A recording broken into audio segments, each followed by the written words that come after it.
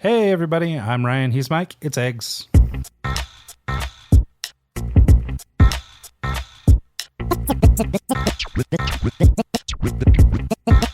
This is Eggs.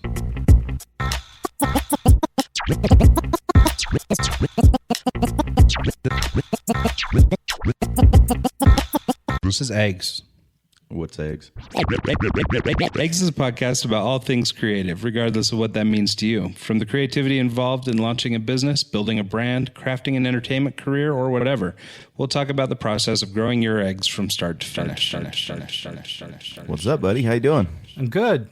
I'm here in sunny Pocatello, Idaho, in the DJ Ontic studio. Although maybe we need to come up with a better name for it. We ought to have some kind of exciting name for the studio. Eggs headquarters. I like Eggs HQ. There we go. So anyway, but I'm up in Pocatello recording today, coming off a weekender in Los Angeles. Yeah, tell us about that. How was that? Yeah, so the reason I went to LA 3 days after getting back from Spain was so that I could go down and attend the podcasting masterclass with a little gentleman named Adam Carolla. Maybe you've heard of him, maybe you haven't. I'm surprised at the number of people who haven't heard of him, considering he's the world record holder for podcast downloads. So what's his history again? Wasn't Loveline, was it? Yeah. He did Loveline early on with Dr. Drew, and he did that for 10 years or something. Then he went on and did The Man Show. And wasn't The Man Show, isn't that why he kind of went on podcasting to begin with? Didn't he get screwed by a radio network or something like that? What happened was he started doing like a morning radio show in LA, and at some point that radio show went away. And when it went away, he went into podcasting. So basically he lost his job and started podcasting. Yeah, that was late 90s, right? Yeah, something like that. He's been podcasting 8 years. Wow. So, so anyway, and I mean, the dude does like 6 podcasts a day or more. And I mean, he's all over the place, busy guy. Huh. But anyway, he was hosting an event down in LA called the Podcasting Masterclass at the Irvine Comedy Club in Irvine, California. And I felt like it was kind of a unique opportunity or cool experience. And, maybe we'd pick up a couple interesting tidbits for our show and how we could improve this show. Did you?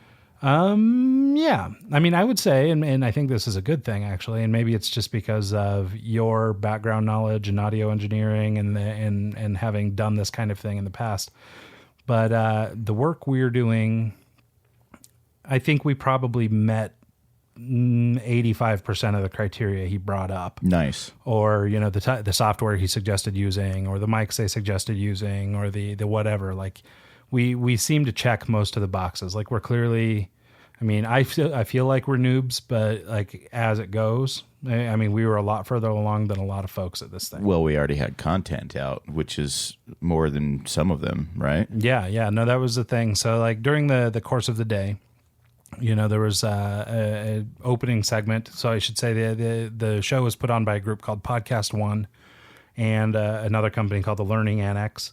Podcast One is basically as far as I understand it, they're the largest network of podcasts. They've got something like 200 shows, and sort of all the big names are on Podcast One. Nice. That's where Adam Carolla is, Shaquille O'Neal. Shaquille has his own literally the biggest name, right? So, but yeah, so they've got a huge roster of all the top podcasts and all that stuff. Eventually, I'm sure they'll be calling, but. Until then, this was my introduction to them. And so the founder and the owner of the company is this guy named Norm Pattis. So Norm was there with Adam Carolla, sort of talking about it and everything. And then the rest of the cast and crew from Adam's show came out and fielded questions and talked about some other things. And finally, there was a section to, like, over lunch. They would call it a working lunch, but basically everybody could pitch their show to Podcast One. And so I did. I stood up and I pitched our little show, and I won't say it was super good because there's video of it and it might come out. And so if you go back and watch it, maybe it's not that great. But we got this idea. It's pretty cool. There's this thing.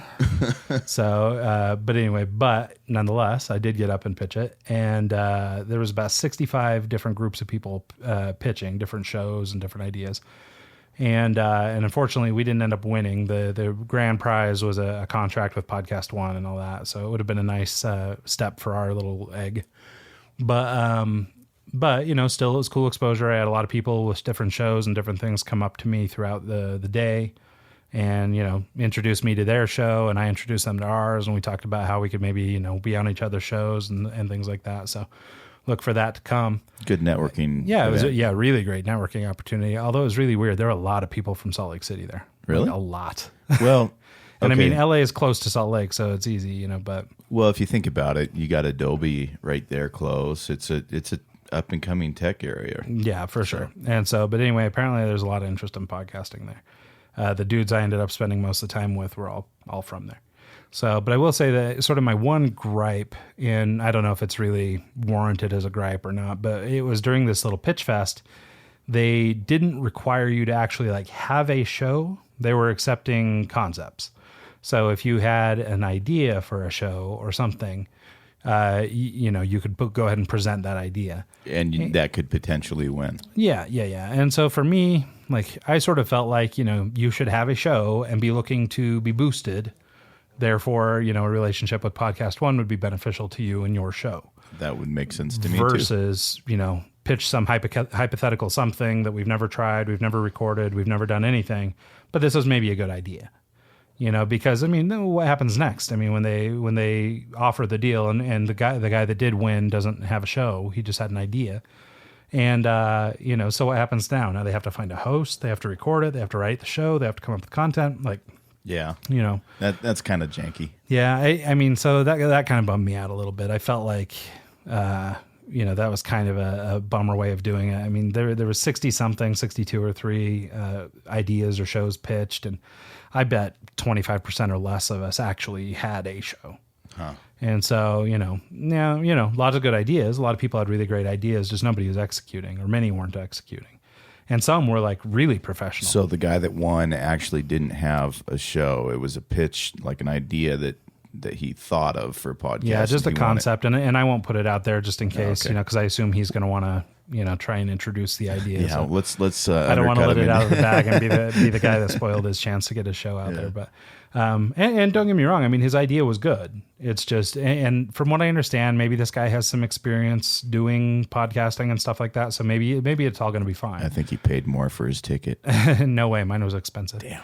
So, but I will say there was one dude, this is kind of funny. There's a dude, he I think is probably a little further along than us. He's been at it for a little while. He has a political show. I wish I knew the name. I'd share the name of the show with you. If I can find it, I'll put it in the show notes.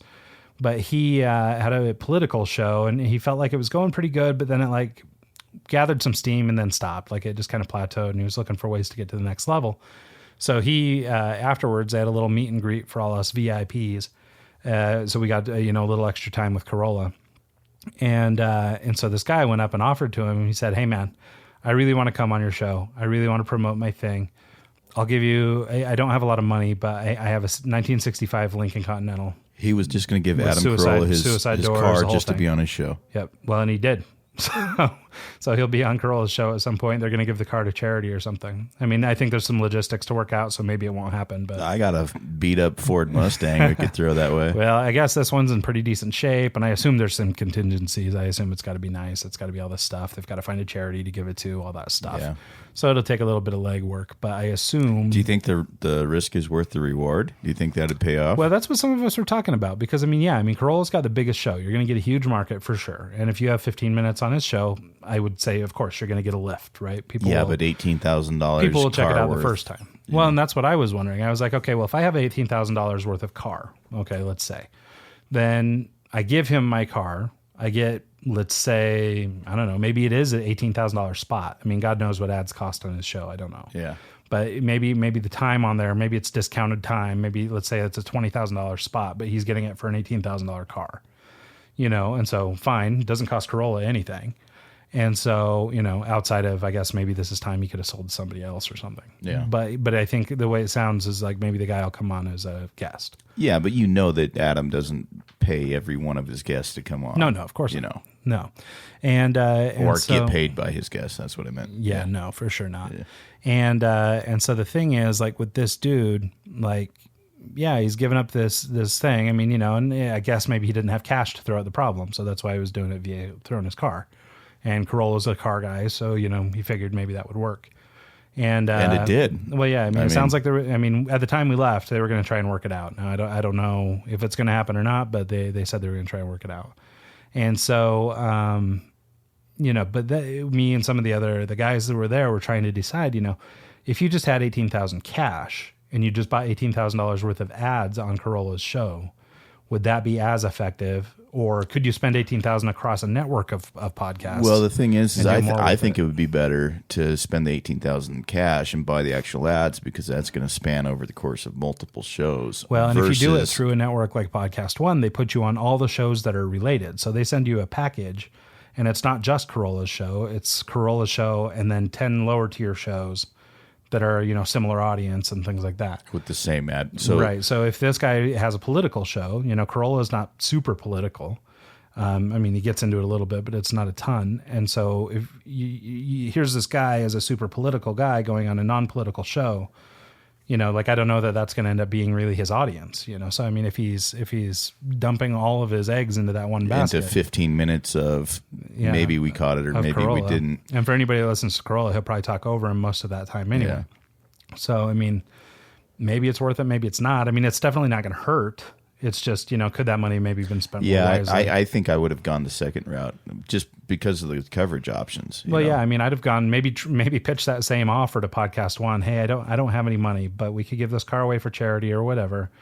Just can I please buy some advertising across your political channels? I think he was just kind of... I think he was excited. Yeah. I think he thought Carr and Adam Carolla, and we all know Carolla's show is huge. So I think for him, it was a way to get into Carolla's show. And so, you never know, it might actually pay off. Yeah, maybe it'll be just the thing he needs, because it sounded like his show had just plateaued and he was trying to get around the corner on it. So maybe this will be it.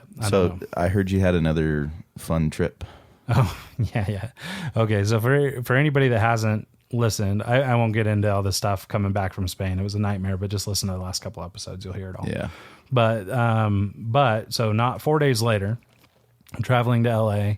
Still same airlines, still Delta flights. And from what I understand, there's a lot of this going on right now. So I guess I'm not unique, but yeah, just more delays, more missed flights, more just drama. This time around, it was a broken speaker or something in the cockpit. Ended up taking, I don't know, they worked on it for maybe an hour and a half. And then they made us deplane and go get on another plane and then finally leave. So like 2 hours later. And so, there's nothing worse than being on the tarmac and just sitting there. Yeah. And because they never have the engine running full enough to where the AC actually kicks in. Well, yeah, and luckily it was only 98 degrees outside. Did you have the crying kid behind you? No. That is without fail. Yeah, that would have been the icing on the cake. But yeah, no. So anyway, and the people at Delta were gracious, and they tried their best to take care of us. I get it. It's summer travel season, planes break down, stuff happens, I get it. But it's just like enough already, And then so finally I get to LA. I'm a couple hours late, but not a big deal. And go down, spend some time with a friend of mine that I haven't seen in like a year, so that was good. And so anyway, so all that was great.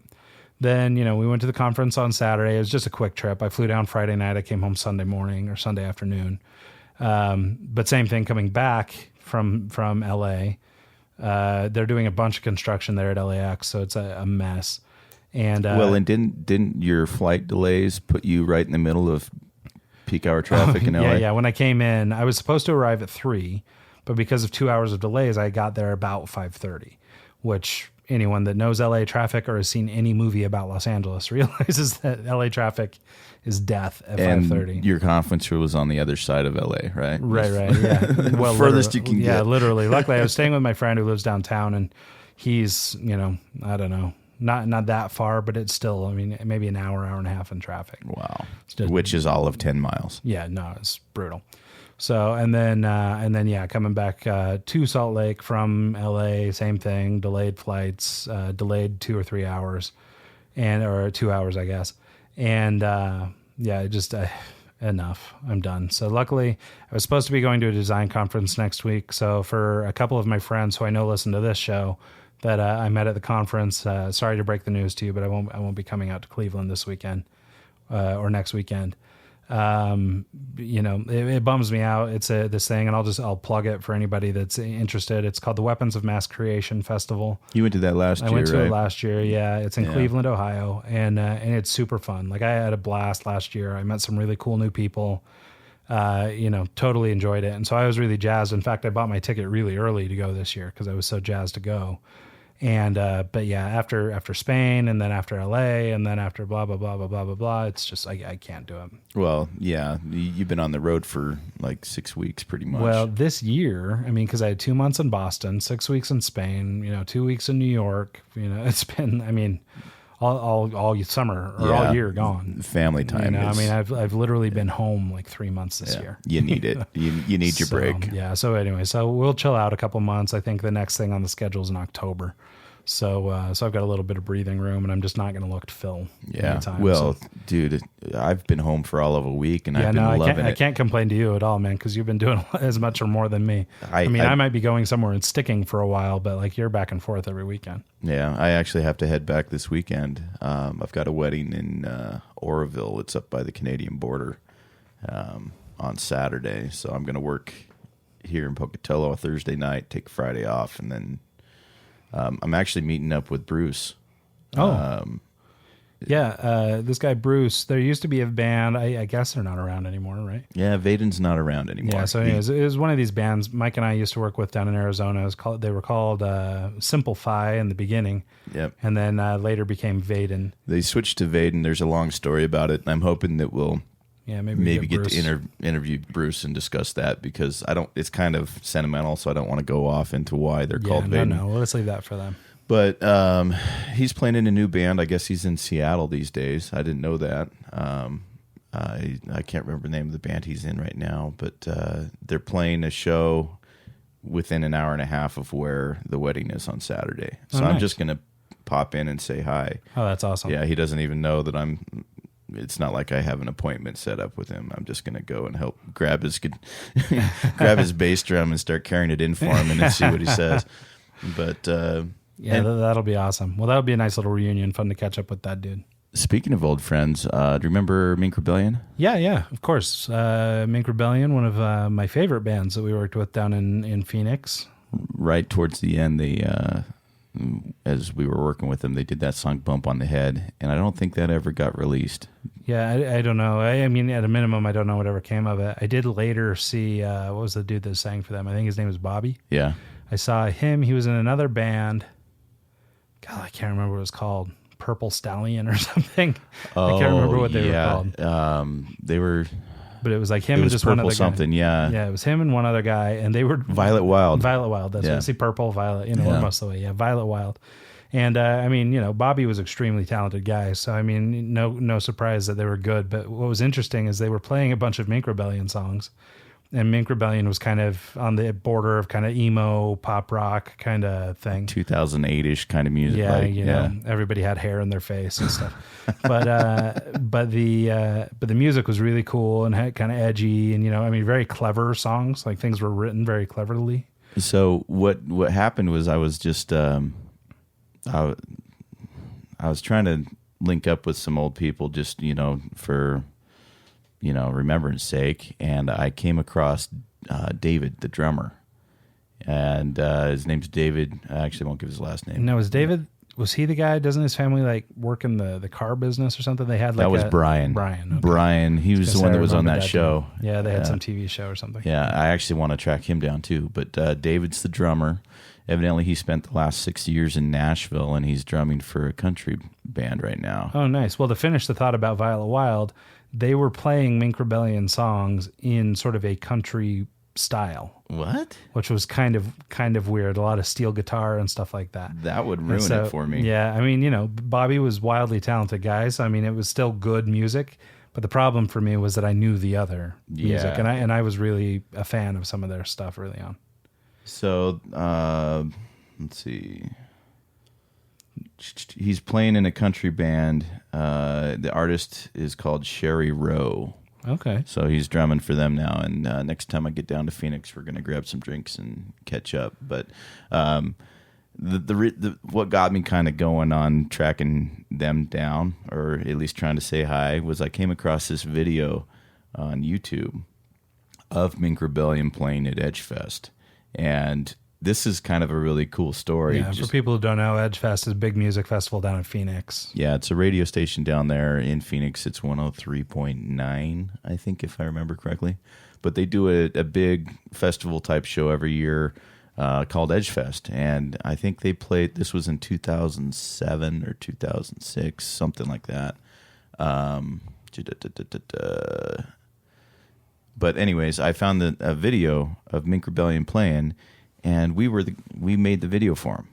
And the first pop-up that came up was Acid Entertainment. I'm like, I forgot about this. And literally I went to a high school, and I found a film crew, quote unquote, that were high school students in a video class, and they got permission to take the cameras and the equipment, because I told them, we're going to Edgefest, we want to film Mink Rebellion, and, can you bring this? And they asked their teacher, and sure enough, they can. So we snuck them all in the back of Mink Rebellion's trailer. And when Mink Rebellion was loading gear on the stage, we just had them bring their film equipment and grab like a drum stand or, the bass cabinet or whatever, sneak their way up on stage and just grab their cameras, and they pretended like they belonged there. That's how I told them. I was like, we don't have passes for you. You need to act like you fit in. And they did. And they like, at one point we had one of the guys, we threw him over the crowd barricade so he could get a footage of what it would look like from the crowd's point of view, looking up at the stage. And then they literally, after they filmed Mink Rebellion, they literally stuck around all day. And we filmed Authority Zero. We filmed, I think Say Anything was there. Half the lineup. Pennywise played. And literally we just sat there and recorded them. And we were able to meet up. Like, I was talking with Authority Zero's bass player, and he was like, what's up with the cameras? I'm like, yeah, we're filming whatever. If you want the footage, let me know. So we ended up cutting out some of the footage for them and sending it to Authority Zero and a few other things. But I'll post a link to this video that we did. It's very 2000, like early editing. I mean, it's early footage and early editing and early everything, but yeah, it's a lot of fun. And, it was really cool. I remember afterwards we went to this kid's house and we edited it down. And like, just there's one point where I think Brian was playing the guitar, and Brian, and he jumped, and when he jumped, he landed on the stage, and this big poof of dust came out from like where he landed, and we got it to go in sync with like a kind of a part of the song where it worked. Yeah, and it was just really cool. It was good to reminisce on it, and hopefully maybe we can get Bobby, or we can get David or Brian, one of these guys, to come in and actually talk about. It'd be fun to do like a little Where Are They Now with some of those old bands from Arizona, because there was a lot of really talented bands. There's a lot in that moment, especially. I mean, I'm sure now, it's such a big market, they have to have a lot of good music still, I'm sure, but in that moment, just like the circle of bands that we were hanging out with, there were a lot of really great talented bands. We definitely got hooked up. I think the only reason we got in as good as we did was working with Vaden and Simplify early on in the day. Yeah, I think they helped us out. Yeah, really great. So, and I mean, yeah, cool experiences and fun to reminisce. So, yeah, we'll post that video and you can check it out. Yeah, it'll be in the show notes. So anyways, I guess the topic of the day, we talked about this a little bit towards the end of last week. As promised last week, we would actually circle around and get into a topic this week, more than just BSing. Yeah. As much fun as it is to just sit around and talk all day, we should try and accomplish something together. We are growing eggs after all. So this week, I guess the topic is developing good habits. And well, and I mean, that's key when developing your little egg or whatever it is. I mean, trying to stop picking your nose. Dude, I have a hard time with that one. Yeah, well, that's why I used that as an example. Shut up. But I'm just saying, but a good habit might be not picking your nose. So how could we do that? Yeah. And so we'll go through a few things here in this list that will help Mike stop picking his nose and help you develop some other good ideas. So one of our talking points is to replace bad habits with good ones. So I guess. So in the example of picking your nose, move Yeah. maybe to an ear. Yeah. You know, stop picking your nose, or at least stop eating it, and then move to, you know, an ear or. Sorry, going super juvenile gosh. today. I guess. So don't you dare cut that out, though. That's funny, and you were laughing like honestly, like you really liked it. So Okay, I'll leave it in. Fine. but part of developing a good habit is, you know, first of all, defining your priority. You know, what is it that you want to actually accomplish? You know, all kidding aside, well, most kidding aside, you know, you really got to pin down and sort of set that goal, you know, just like we talked about previously in goal setting and other things like that. I mean, you have to know where you're going if you hope to get there. Yeah. And once you kind of have your priorities figured out, what you're trying to accomplish, then you can kind of look at your daily habits, your daily routine, and, you know, figure out, okay, well, I don't really need to be doing this as much. Like, I'm watching 3 hours of TV. I can watch one, or, you know. How dare you? Game of Thrones is back on. You know, I need to sign up for that.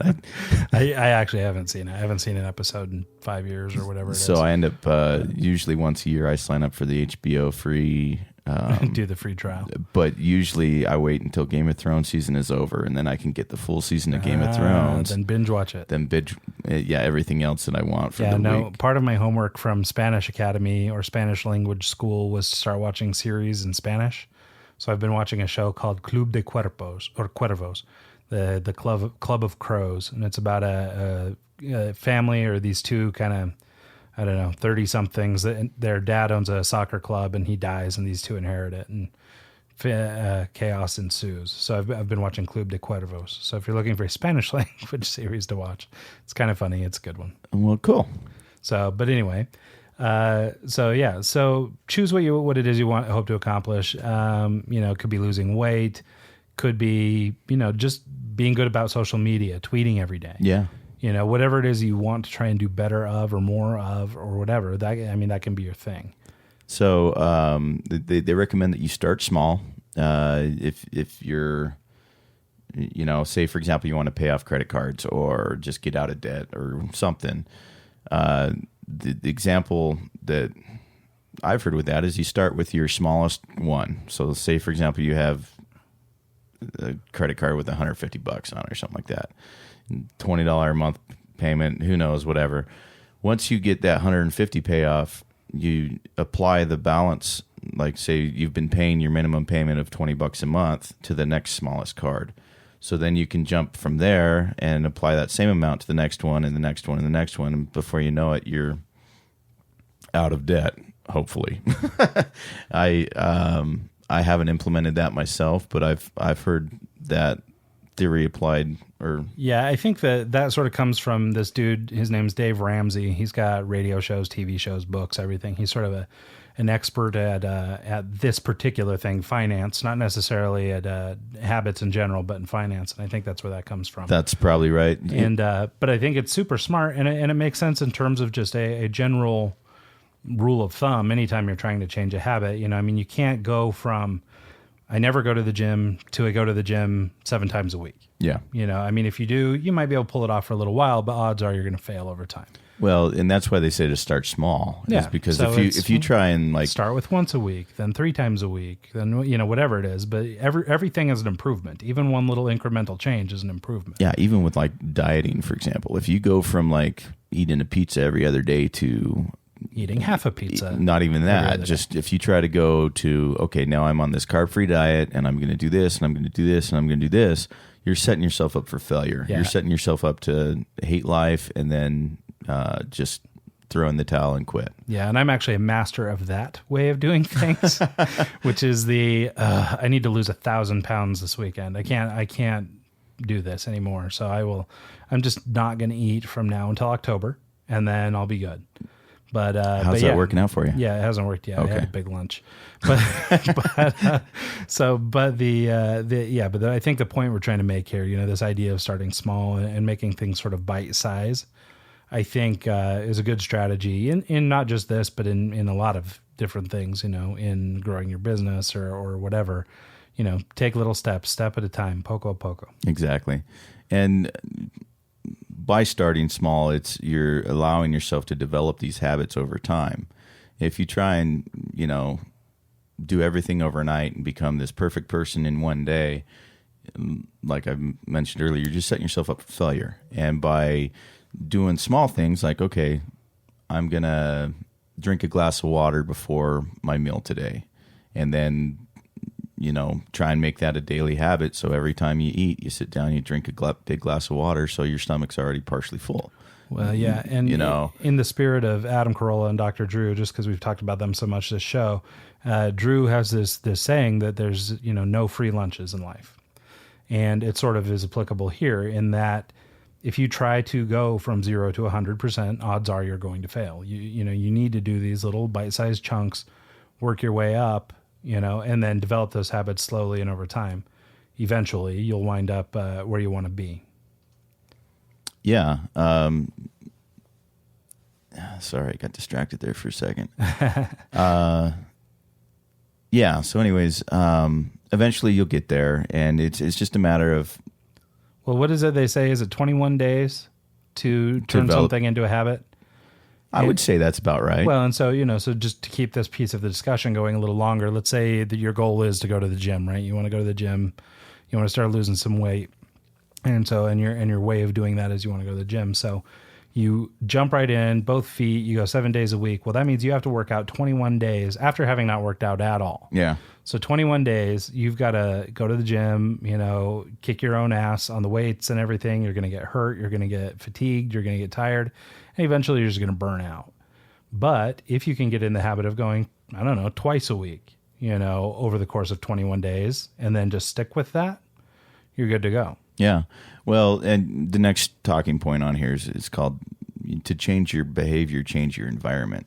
So if you're trying to, get consistently to the gym or get consistently to, if you're just trying to, your overall goal is to be healthy, stop going to the bar, stop going to places, like if you. But I like the bar, Mike. I like the bar too. We all like the bar. But I mean, like if you got a drinking problem, if you want to stop drinking, stop going to the bar. And it's funny because this is super like mom and dad advice, that you would be giving your kid or whatever. But it's, if your kid's hanging with bad people, they're going to do bad things. Yep. And, and same for adults, if you're running around with a, crew of scabby chicks that just go to the gym, you go to the bar every day and that's the thing. And it's just barfly life, #barfly life. Then you're going to be a barfly too. So when I first started doing venues as a DJ, I think I kind of went a little bit overboard. Like I have a free tab. I have a free, it's easy to do. And for, I'd say probably a good 2 years, I was probably at the bar too much, having too much fun. And it took a couple of humiliating experiences to realize that I need to change my life around. And I had a bartender one time tell me, dude, you got to lay off the mic at the end of the night. You're being a little crazy. And I'm like, I know. And then he told me some of the stuff I had said on the mic as I was getting people out. And I'm like, oh, dude. Right. So, after that, it kind of sank in like, okay, I'm going a little too hard here. And now it actually happened at the same time that I was trying to lose weight that last time. And so I kind of, it was like a whole change my look, change me as a person, change, like I wanted to lose some weight. I wanted to address some issues I was having, myself. And what I did was instead of mixed drinks and instead of shots with friends, I would have 2 beers over the course of the night, and then I would drink water and cranberry juice. And so it still looked like I was having a mixed drink, and it still looked like Well, I think that's a lot of it is just sort of keeping up appearances. I know I'm really bad about that, and in fact, I know on an earlier episode I was complaining about the club in Barcelona, because I had taken some cold medicine and had some drinks and stuff like that. But what happens over there is I'm working on my Spanish, but my Spanish isn't great. And so what happens is I'm there with 8 Spanish people, and the more they drink, the more conversations happening in Spanish. and less time they're catering to me and my need for slow Spanish. Yeah. So what happens is eventually there becomes a divergence where I can't keep up with them anymore. So we stop talking. And so now I could get in there and I could really force a conversation, or with some of my friends that speak English, we can still talk. But what I'll do is I'll just get kind of quiet and then I'll just start drinking. And it's like, but I always have to have a drink in my hand. And as soon as I finish one, I just go grab another one and go grab another one. Because, hey, I don't have anything else to do. That need to have it just in your hand to kind of fit the role. Well, it's just I'm there. I'm in the bar. I should have a drink, And that took a little bit for me to actually sit back and realize you don't actually have to have a drink. Well, yeah, it could be anything. Right? Yeah. I just hate it when they pour water in like in a plastic in the cup or plastic red big one that says that you're a 2-year-old, you can't handle your booze.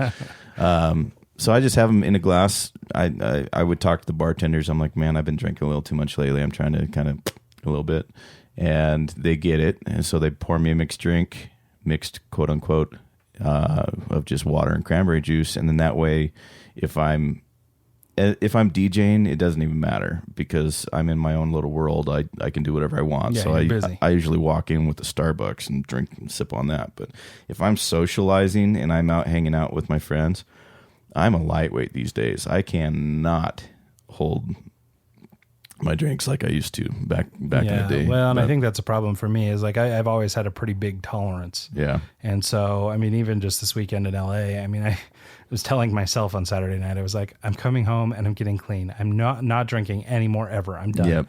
And I mean, all I did was drink beer, but I just drank a lot of beer. And the hangovers are getting worse, which I it used just to comes with never old have age, any. I guess. But anyways, so by making that first step to acknowledge that I was coming up on a problem that I didn't want to have, I changed my environment. I just talked to the bartenders and I said, okay, here's the deal. I don't want to get in that position anymore. And, by at least acknowledging it and making that first step, I haven't since. Well, yeah, and I think it's generally good advice. If you want to be successful, hang out with successful people. If you want to be a great athlete, hang out where the athletes are hanging. Yeah. I mean, it's, find your environment that is suiting the need that you're trying to achieve. So whether it's getting out of drinking or whether it's being a successful business person or a world-class athlete, you're probably not going to become a world-class athlete on your own. But if you go to the gym where all the college guys train and you befriend some of those guys and then you work with their trainers and then you work your way through that, you never know. But changing your environment can be one step towards, developing new, better habits. Yeah. That put you where you want to be. Yeah, that's exactly right. Do you know that Royal Bliss song, I Was Drunk? Well, of course. Yes. Have you ever listened to the words, like broken it down? I listened to the words the other day and I was like, that really kind of hits home. It's like, yeah, we'll put a link. People who don't know, Royal Bliss is a band from Salt Lake City. We're actually kind of old friends with those guys. They're doing very well. In fact, they're at Sturgis right now while we're speaking. They're playing with Molly Hatchet tonight.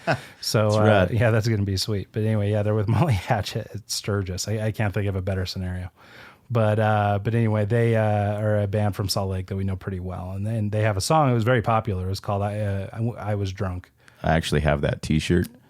And that was from before. Well, the thing is I'm afraid that I'm going to be wearing that T-shirt someday, get pulled over, and just get red flagged. Officer, I wasn't drinking, but your shirt says you were drunk. What am I supposed to do with that? Exactly right.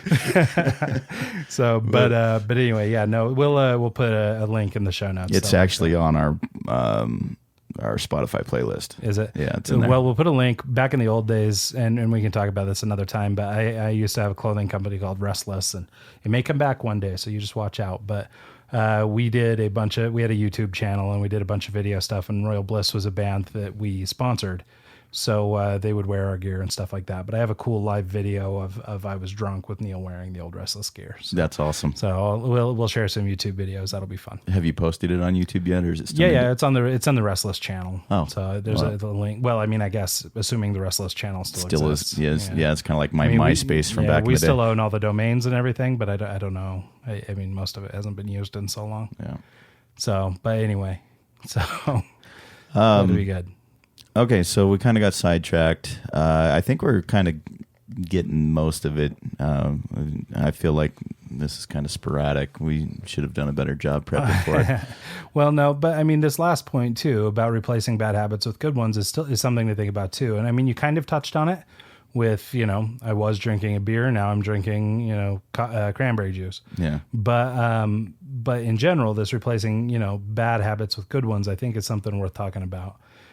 Just because, I think that this is something that people could easily implement as they start working through a process of trying to overcome some bad habit. Yeah. Few things I've done in my day-to-day kind of routine is when I was 50 pounds overweight and wanted to lose some weight,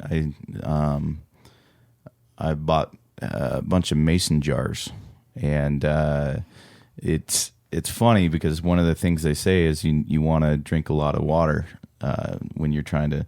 I did the low carb kind of thing, and I would take fiber pills, fiber tablets, and then they want you to drink a lot of water, so it kind of flushes that stuff out of your system. So what I did was I bought mason jars, and I bought Mio, those water kind of things. Like flavored water drops. Yeah, and so instead of having a soda, Once again, that's Mio, flavored water drops. Yes. Sponsorship. Hit us up, please. I would use those, and I was able to kick soda with that. And then this is kind of, I'm drinking a lot of water. I have to use the restroom a lot, right? Sure. I'm drinking like 6 or 7 of these mason jars while I'm sitting here on the computer every day working on music or web, whatever, I'm drinking a lot of water. So I made it a habit that every time I'd get up to use the restroom, I'd do 10 push-ups, or I'd do 10 I can only do 7 pull-ups now, but in a row. But get back to work, son. Set a new goal. Define a new priority. Yeah. So every time I'd get up, I'd do either pull-ups or I'd do push-ups, and it just, you wouldn't think that would add up, but after, using the restroom 10 times a day, if you do 10 push-ups each time, that's 100 push-ups a day. Yeah. Versus nothing, Yeah. Well, and that's the thing, like we've talked about. I mean, small little bite-sized thing, I mean, it might be difficult for you to whittle out an hour to go to the gym, but over the course of the day, 10-minute stops, Exactly. You've done the time. The rock wall projects, the part of the reason I'm so excited or willing to do those is because instead of going to the gym, I'm getting my physical. You can go throw rocks. I'm getting my workout in, but I'm accomplishing, Yeah, I saw a pickaxe out there too. You're doing like old chain gang style workout. Yeah. We should make a workout video, the chain gang workout, where you just hit rocks with a pitchfork all day. Or pickaxe all day. I tell you what, there's enough rocks in this soil to do that. It's insane. But anyways, so those are just a few examples of things I've kind of done. Well, and I think, and obviously I'm not speaking that much right here, and it's because I'm a master of bad habits and I'm loaded up with many of them. Yeah. And, but maybe that's an opportunity to use this as sort of a public forum to do something about it. Maybe do something, with our little audience or whatever, but maybe Mike and I'll talk about, I mean, he doesn't have as much weight to lose as I do, but maybe we could do some sort of, I don't know, workout challenge, weight loss challenge, something, and just sort of share the whole thing online. Yeah, I'm down to help out with that. Maybe that's a way of sort of making us accountable. One of the ideas of replacing bad habits with good ones is this external accountability. And, maybe if I knew that I was going to have to report back to this audience that I had 3 cheeseburgers instead of 2, I didn't make my incremental change. So maybe that would help. What was that movie? The Super Size Me? Yeah, the McDonald's one, right? Yeah. So first time I watched That's how I know I'm not as fat as I think I am, because that movie grosses me out. It does, right? Yeah, that one and Food Inc. If you ever watch Food Inc., I haven't, but I've heard I should. It will ruin food for you. Okay, awesome. Yeah, it's good. The Super Size Me, I watched that with a roommate back in the day, and that was kind of the key to get the ball rolling for me to lose weight. Was that show. And I was he at the beginning of the show, he sat down, he's like, okay, I can lose weight eating McDonald's. All I got to do is have the right calorie intake, whatever. and you can lose weight eating fast food. And I actually was like, all right, I give that a try. So I went and I started, like, instead of ordering like 4 Big Macs or, you know, whatever the hell I wanted to eat normally, I went and I ordered a double cheeseburger and like a small soda and whatever, just a small amount of food that was, if I added the math up, it was under 2,000 calories. Then boom. Sure enough, I was able to start losing some weight that way. And so instead of just kicking the fast food overnight and never having it again, I would have less. And I would, like, if I go to Taco Bell these days, because I got to get me some Taco Bell, I usually just get a 7-layer. I only get one of them. And, you know, that's kind of like my cheat day or whatever. If I don't want to cook something at home, I get what I want, but I don't get 8 of them. Yeah. You know? Well, and I know that this sounds stupid, but my problem is when I go to a place like Taco Bell, I mean, a 7-layer burrito might be $2.49 or something, right? For me, it doesn't feel like I've spent enough for a meal. And so I end up buying, like, you know, a 10-pack of tacos and burritos or something. Well, and because then, I feel like that, I mean, spending, you know, because I mean, really, theoretically, you could go to McDonald's, get a burger, fries, and a drink for $3. yeah. You know, but that doesn't feel like I bought a meal, you know, so I need to spend $6 or $10. Yep. You know, and I mean, it's a stupid thing. I get it. But I mean, No, I get it too. I'm kind of the same way. I feel like, you know. Well, how could I possibly be full off $2? Exactly. I mean, come on. But, you know, you don't realize that you just ate 7,000 calories, you know. But yeah, I can't remember which one it is. I remember one of the many times I've gone down a weight loss cycle. They used to have and they probably still do. They had a steak burger kind of thing over at Jack in the Box. And I mean, it was Jack in the Box, which was always my favorite anyway. And, but they had this steak sandwich there. And I want to say it was like something like, God, it might have been 1,800 calories by itself. Wow. Like kind just of the like sandwich. the KFC, the where it's got the patties are actually chicken. Yeah. Instead of bread, we just use more chicken. Yeah. No, I mean, but it was one of those kinds of sandwiches. It was just ridiculous. But of course, it's my favorite. It tastes so good. Yeah. You know, and actually, I think it was a breakfast sandwich too. It was like Dude, I used to, breakfast sandwich. every time coming home from a gig, I would stop. I'd get 2 tacos, 2 Jumbo Jacks, and a large Dr. Pepper. That sounds like heaven. That makes me want to go drinking tonight so that I can have so that you can later. have it, right? Yeah. But that's what I would do religiously. Like I'd work 3 nights a week and have, you know, 2 tacos, 2 Jumbo Jacks, and a large Dr. Pepper. That was my order.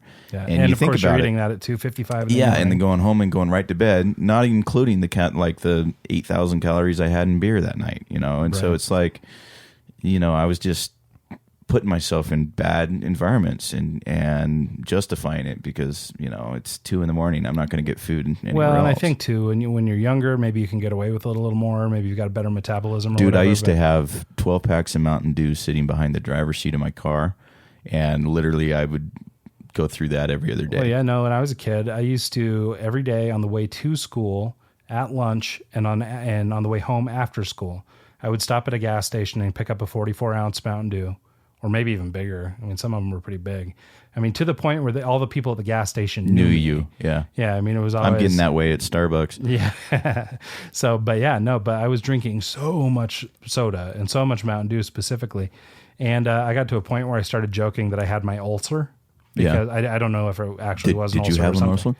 Well, I don't know if it was actually something. I just know that every time I had a Mountain Dew, my stomach would cramp up and like twist. And so eventually I stopped, and actually I stopped soda outright, and I still don't drink it. See, but it's because I way overdid it, and that was like in high school. But yeah, I still get a craving for Mountain Dew. Expect Taco Bell every time if I'm going through that drive-through, I have a craving for Mountain Dew. Yeah, I will have, like, if I go to the movies, I'll have Coke and a popcorn. Yeah, that's my deal. But outside of that, I don't really drink soda. So. But I will say every now and then too, I'll get a little itch for Mountain Dew, and.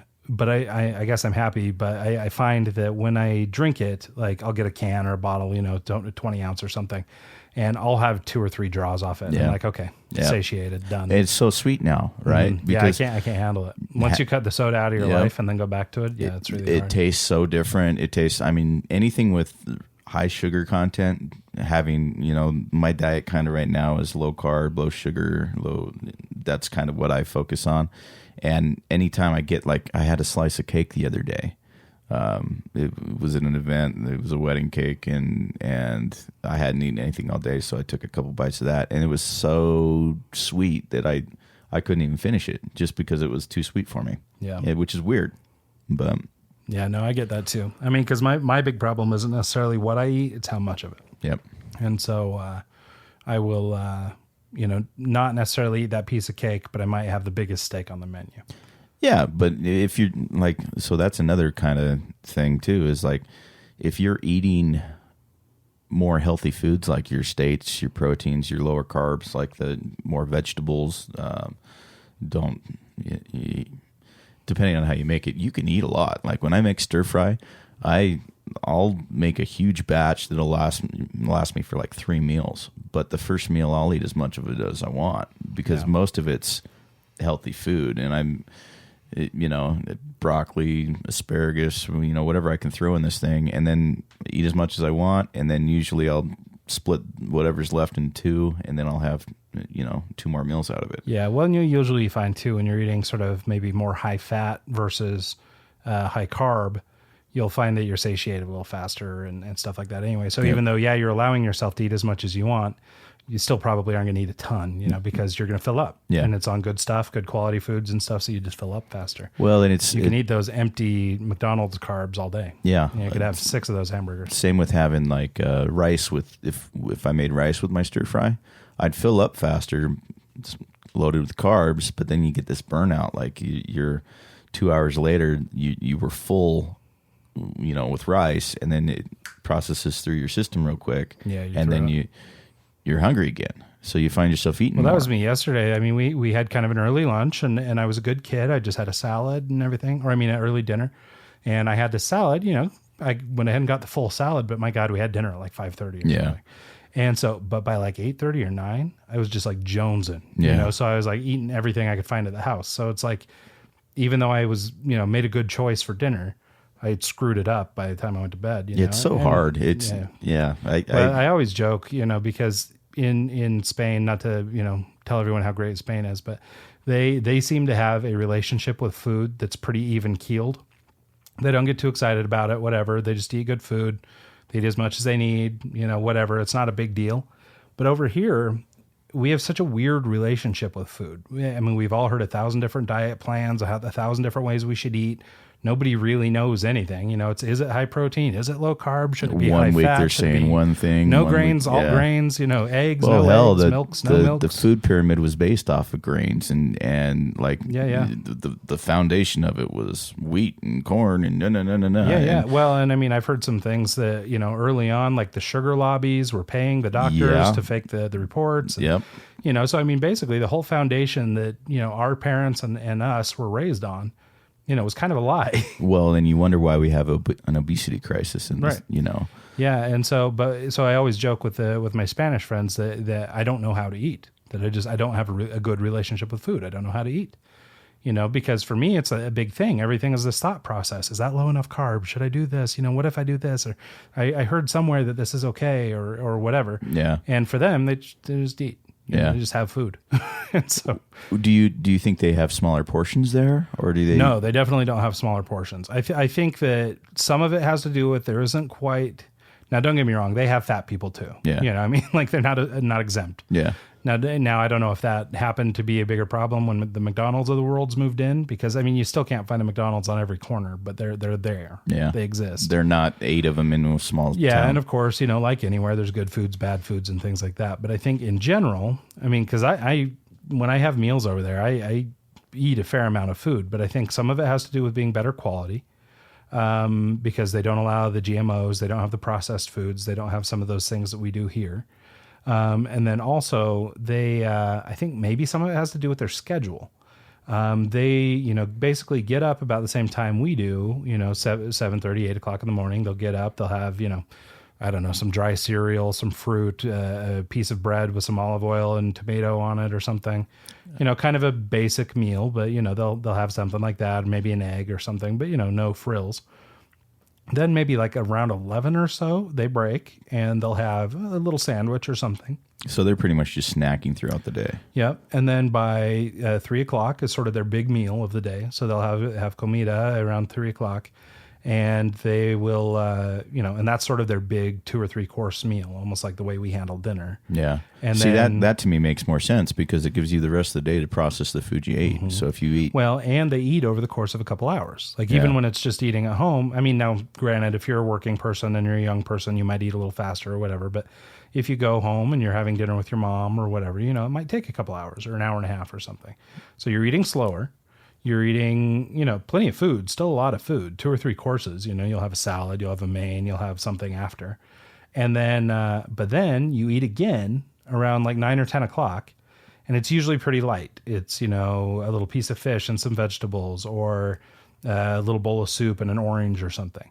But I guess the concept is you go to bed and you're not starving. So you don't wake up hungry. Don't wake up starving. Yeah. And so you can sort of start your next day going that way. And here, I know like we're victims of it a lot, because I have a couple kids and they go to school and everything, and they're young enough, they still need to really have a bedtime. And so for us, it's like, okay, well, we have to have everything on our slate done by like 8:30 because these kids have to get to bed. Yeah. And I've asked the Spanish friends of mine too, like, how do you guys handle kids? Because I was like, you can't have your 4-year-old eating at 10 o'clock at night. Yeah. I was like, how do you manage? And they've told me they do shift the schedule a little earlier and they eat a little earlier and stuff like that. But for us, like we're trying to get everything crammed in by like 8 o'clock. So it's, hurry up, stuff dinner down your throat, hurry up and do whatever, get your homework done and then get to bed, And so, but because of that, we can't have something. And so you eat dinner at 7:30 or something, but by 7 a.m., that's 12 hours without eating. And you're starving or when 8 you wake o'clock up. in the morning by the time you get to school or whatever. And, so we don't have a great relationship with food in that way. And I think our schedule is part of it. I think is a big part of it. I think it's a little more geared towards being functional at work. It's, because most of us, our lunch is eat through lunch or work through lunch, eat at our desk or whatever. Most people don't really stop and take that hour and go have lunch. I guess I shouldn't say most people. Plenty of people probably do, but a lot of people don't. Like right now at the agency, I'm back in the States, so we're doing work in office at the agency, and they bring us lunch every day. Part of that is them trying to be nice and be helpful. Like there's no like bad motivation. I would say the majority of it is they want you to stay there. Well, I think that's the happy byproduct. I think that's the reality. Is because I think honestly they're just trying to feed you and take care of you. But I do think that the byproduct of that is they get an extra hour of productivity out of you because you don't stop to eat. You just shovel it in while you're working. Yeah. And and malicious or not, depending on what their objective is. I think that that's a big problem, and it's not generally, I usually, they're pretty good with me. They'll bring in salads or whatever. But like the other night I was in office until about 11:30 and, they brought pizza. Ordered a pizza. Yeah. Cause it's easy. Yeah. It's quick. It's easy. It's one of the few places that will deliver where this agency is located. And so they just bring pizzas. And so, nice of them, except for that I eat 12 slices of pizza, and then I go home and I sleep it off. Yeah. And it's, I always know it's funny. I've gotten to the point now where, since I've kind of curbed a lot of my past, like dieting issues of 8 cheeseburgers and stuff, I know when I have not eaten good, when I have heartburn and can't sleep that night. Yeah. Cause it's kind of disappeared. I used to have heartburn all the time. And now if I wake up because of heartburn, I'll sit back and think and I'll be like, yeah, I brought that on myself. I had that chili dog at 11:30. Exactly. And it's kind of weird to think of it that way because, used to be I'd pop 6 Rolaids before I go to bed just because I know I'm going to have heartburn. Right. And yeah, well, and that's the thing is I don't get heartburn, so I'm lucky in that sense because I don't get the heartburn, but I can feel when I've eaten good versus eaten bad. Yeah. Like if I eat something low quality or if I make a bad decision or I eat too much, I feel it. I don't feel good. And that's what's the most annoying part about actually switching the habit or changing into a different way of eating is because I always feel like shit when I eat poorly. Yep. So it's like, why wouldn't you eat healthy? Yeah, because when I do eat healthy, I do feel better. When you go to the gym and you get used to running every day, or like I can't run, so I use the elliptical, but for a while, when I For those that don't know, Mike only has one leg, so so hops in circles. Anyways, he has both legs. He can use an elliptical. I get shin splints, so I can't run. But there's that too. So I use the elliptical. But if for a while there, I was doing it consistently for like a month straight, and I stopped. Like you give yourself an excuse one day, and the next day whatever, and you stop doing it. You can feel the difference, the lack of energy, the lack, like you feel blah, and it's weird how you don't realize that you feel that way until you actually start going to the gym, or you actually start eating healthy or whatever, until you can actually see the other side of the coin and realize that it feels good, it's awesome, you have more energy. Then you realize that maybe you want to make that change. And for me, I don't work out nearly like I should. I have a 24-hour Anytime Fitness membership. Yeah, where you can literally go 24 hours anytime. Anytime. And they have one in Chubbuck, so I could go whenever. I don't go to the gym when I'm at home. I try to do yard work and stuff for that. But when I'm on the road, I find myself just going in to shower and shave, and I'll show up with a bag. I'll go in and I'll get on the elliptical for like 15 minutes, and I don't have the drive to stay and work out like I used to. Well, and I'm funny because like I'll get into modes where I'm like full blast on the gym. Yeah. But and it's funny, like I probably need to employ some of these habit changing techniques. But like I will go, I remember one time specifically, I was going basically, like everyone had sort of the New Year's resolution or whatever and turned it on after New Year's. I actually waited 2 months to get my gym membership because I didn't want to do just it because in January. You didn't want to be a part of that. I didn't want to be that guy. Yeah. Well, I got, fired up. I was like, okay, I'm going to do it. And so I started going to the gym 5 days a week, and I did it for 10 weeks up until spring break.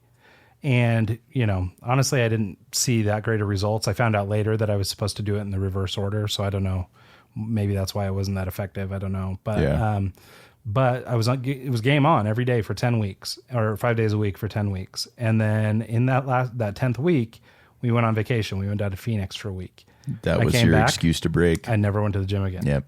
And so, and then I repeated that same behavior, another time where I went every day, 5 days a week for like 6 weeks, and then broke, done, never went again. Huh. And so I don't know how to overcome that. Well, I mean, the answer is discipline and stop being lazy. Do it. Yeah. Yeah. It's just go. But yeah, that's a character flaw with me, and there's not very many. So. Dude, there's a ton with me. I got them all. You sound crazy healthy to me, like mentally healthy. So really, yeah. I mean, just after my stories of being drunk on the mic. Well, that's what makes you seem healthy, is that you've turned it around. That you went through it, and then you said, oh, you know what, I don't like where I'm heading, and you made a conscious effort to change that. Well, that's because I got woke up by cops on the side of the road. Because you got woke. I got woke, literally. Literally woke up. There's just, that happens, and you sit back and think, holy crap, like that could have been a lot worse. Yeah, I just had a friend recently that he drank too much, he got behind the wheel, he wrapped his car around a phone pole in Denver and didn't remember any of it, woke up in the drunk tank. And, I mean... He says it doesn't happen a lot, but I feel like if you're driving drunk once, it's kind of on the table. Yeah. So, so I don't know. Maybe he did it a bunch. Maybe he didn't. I don't know. But either way, he had this one experience, and it was like, but that could have been. This time, fortunately, I guess it was a tree or a phone pole or something, but it could have been someone else. Yep. Could have been another car. Could have been a kid. Could have been a lot of things. And he could have killed himself for one. Exactly. You don't realize, the pitfalls and stuff that could actually happen until you get an eye-opening experience and realize I can't let this happen again. I've had 2, and I'm not going to go into details on the other one because I don't need to, but those experiences are what define, like if you can sit back and analyze them instead of just going and opening another beer and starting over again, you got to realize that, if you keep going down the path that you're going down and don't actually try to change, things are going to get bad. Yeah, and, well, it's just a matter of recognizing your mistake and learning from it. The problem isn't that you made the mistake. It's did you learn from it or didn't you? Yeah, but I put myself in the situation to be in that mistake in the first place. Yeah, you which know? sucks, but you wouldn't have known until you did it. Yeah, I mean, of course, like, oh, well, obviously it's not a good thing to drink till I black out. Well, and that's But, what high school's for with most kids. Like me being Mormon and doing all that thing, I didn't have my drinking experience until 22. I mean, my first beer, I was 21, maybe 21 or 22. And then I realized, oh, this is fun. And instead of being young and dumb and stupid, I was older, dumb, and stupid. And I think it probably put my life... Well, the consequences are definitely more grave when you're 29. Yeah. Because, by then you've started trying to live a life. You started, you've got stuff that could take away from you. Yeah, exactly. So, when you're high school or when you're 17 or something, it's still dumb, but at least you're 17. Yeah, so but you're dumb. That's what 17 is for, is figuring out not to do stuff like that. How to navigate. And I didn't have. Well, it's the same with anything that's sort of made taboo. Whether you live in a culture that's sort of sexually repressed or. Alcohol is made into this villain or whatever. It's anytime there's something, everybody pushes against it, Yeah. I mean, we see it a lot with, living in Utah, we're surrounded by LDS families, Mormon families. And, you hear about this stuff all the time. The kid who's rebelling because their parents basically withheld their whole life. And then as soon as they get a hold of it, it's, grab it with both hands and go nuts. Yeah. And I definitely went down that road a little bit. And, I'm glad that I was able to get through it without having a DUI and killing someone or, I definitely got through it. And now I'm overprotective of it. If I have 2 drinks at a bar, if I, I won't drive. And, well, and I think some of that comes with age too. At this point you can hire an Uber. Yeah. When you were 21 and hammered, you may not have even had the coin for it, Yep. And, so some of that, because I'm the same way. I won't drive drunk ever. No, it's not worth it. It's not a big if deal. if I were to lose my license at this point, my life would be over. Well, yeah, you couldn't tour, you couldn't travel, you couldn't do anything. What would you do? So, not worth it at all. Anyway. All right. Rambling. So let's wrap this baby up. So, but I think that was a good conversation. I think it was worth having, but let's, yeah, definitely. We're getting long in the tooth here. So yeah, let's bring this thing down. So, the usual plugs and outro stuff, check out the Spotify playlist, Growing by the Week. I have not fulfilled my obligation of adding the music that I said I would add. I did add it to my personal playlist. Oh, nice. But it has not yet made it to the Spotify list. I think we need to link you up on that because I think I set it up under my Spotify account. Yeah, there's a way to make it collaborative, though, so I think you can invite me. But anyway, or I'll just give you a list. Either way. That works. Second, I guess if you want to learn anything about me, our company, R2 Media Group in Barcelona or in Salt Lake City, it's R2 Media Group or R2MG.com. I haven't told anybody yet, and I haven't really talked about it. We will be doing a little bit of a presser here in the next couple of days, but we just launched the new website. Oh, nice! So keep it on the DL. You can start to tell your friends. But okay. You'll hear about this on Thursday, and hopefully by then we'll have done some things. Cool. But the new website's up and running, trying out a whole new idea. So we'll see if it works. You can also find us at R2MG on Twitter and at R2 Media Group on Instagram. Yeah, you can find me at djontic.com. That's ONTIC. And doing another mix for the radio station this week. So can we can put those on our website, right? Yeah, we can do that. Yeah, let's do that. I think people, obviously, if you'll go to the website for the radio station, that probably would be a good thing, or call the radio station, requests, do that sort of thing. Let them know that you're enjoying DJ Ontic or being in the mix with him. He's a fine fellow. But yeah, let's put it up on our website just so people can hear what you're up to. Definitely, we'll do. So, and then finally, the show, you find us at eggscast.com or at Egg Show on Twitter and Instagram. I think I'll put a little bit of thought into this whole, weight loss challenge kind of thing. I know it's a little bit cliche. There's a lot of shows and a lot of things that have sort of put these kind of weight loss challenges out there. But sue me, I'll be a little bit selfish. It's our show, and if I want to lose a little booty and share it with the masses that are Well, listening to the show. Let's do it. You know, whatever. We've been talking about setting find your goals motivation and wherever it is, right? developing habits, and Yeah, let's good way to practice do what it. we preach. I think with most of our subjects, we've sort of prefaced them with, "Well, we're not good at this," but and that's probably not a great point of power to come from when we're trying to share the news. So whether it's weight loss challenge or maybe it's something else, maybe we'll start a little company together or something. We'll do something and grow an egg live on the show. Sweet. So anyway, Well, we're doing that with this podcast. Well, yeah, I guess if you want to be specific. So anyway, all right. With that, have a lovely week, and we'll see you next time. All right. Peace out.